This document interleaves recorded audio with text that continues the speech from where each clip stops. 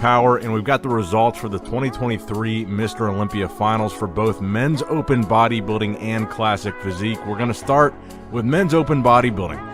What an exciting result.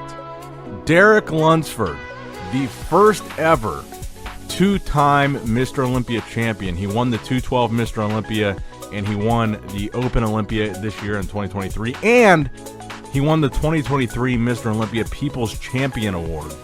In second place, you had Hadi Chupin, and I just want to say, I thought it was incredibly disrespectful that Hadi Chupin took his medal off and ran off stage before the final awards were finished.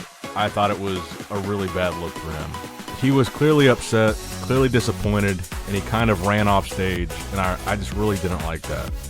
In third place, you had Samson Dauda.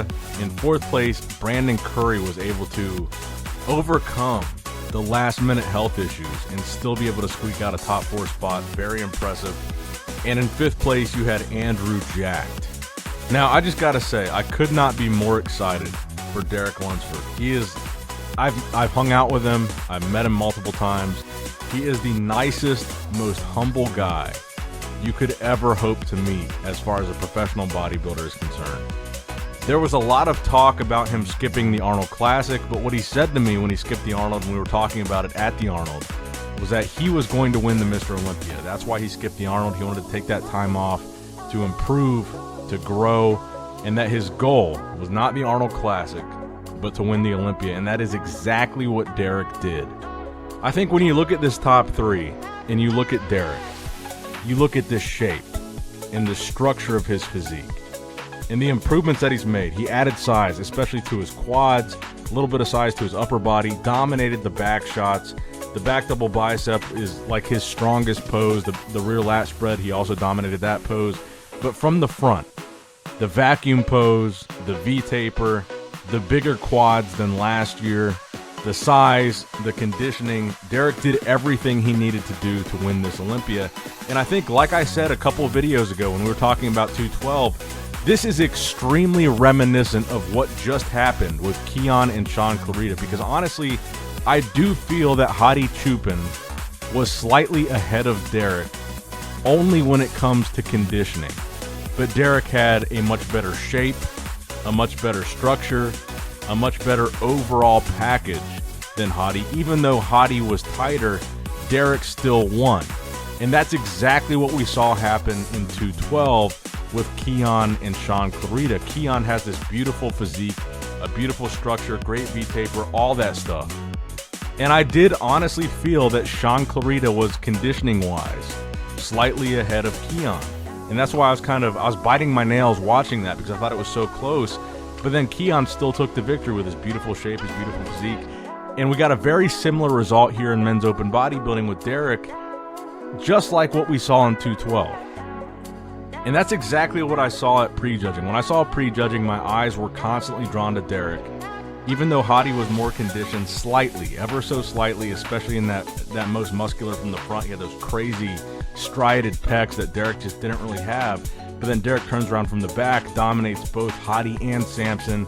From the side, Derek looked pretty good. Derek had a better V-taper than both of them. It was just a really interesting competition. But from prejudging, my eyes were drawn to Derek, and I thought he was going to win from the second that I saw him walk out on stage at prejudging.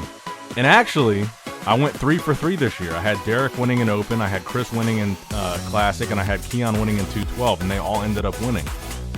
But we'll talk about Classic later on in this video. But so Samson in third. Samson, I think the main reason why Samson was behind these two guys was his conditioning. He was a little bit off, he was a little bit soft, but by far the biggest guy in this lineup. He looked huge here, he looked great. I just think if he wants to be a Mr. Olympia champion, the conditioning is going to have to improve. He needs to be drier. He looked a little bit watery, especially when you're being compared with a guy like Hadi Chupin that's known for his conditioning, that's known for his dryness and hardness. And I think that's why Samson took third. Brandon in fourth, a huge accomplishment for Brandon. Andrew Jacked, I think, was a little bit off, but again, fifth place, a huge improvement for him. Overall, I think this top three, though, was extremely, extremely competitive. If you watched tonight, you got to see every single guy in that top three move to the middle. You got to see Hadi in there, you got to see Derek in there, you got to see Samson in there. So you got to see all three of these guys compared from every angle in every position, so there would be no question who the real champion was. And I think Derek really deserved it. But again, I want to say, I thought it was incredibly disrespectful what Hadi Choopan did. I think that it was clearly very close between Hadi and Derek, but it wasn't a robbery. It wasn't a controversial decision. There was no reason to walk off stage like that. And especially when you consider the fact that both Hadi and Derek have the same coach, Hani Rambod. I just thought that was a really bad look, really bad sportsmanship, and I want to emphasize that. It really disappointed me to see what Hadi Choopan did here. Because I think Derek worked really hard for this, and I think he really deserved it. Like I said, he's the first ever two-time champion. He won 212. He won the Open, and he won this year's People Champion Award.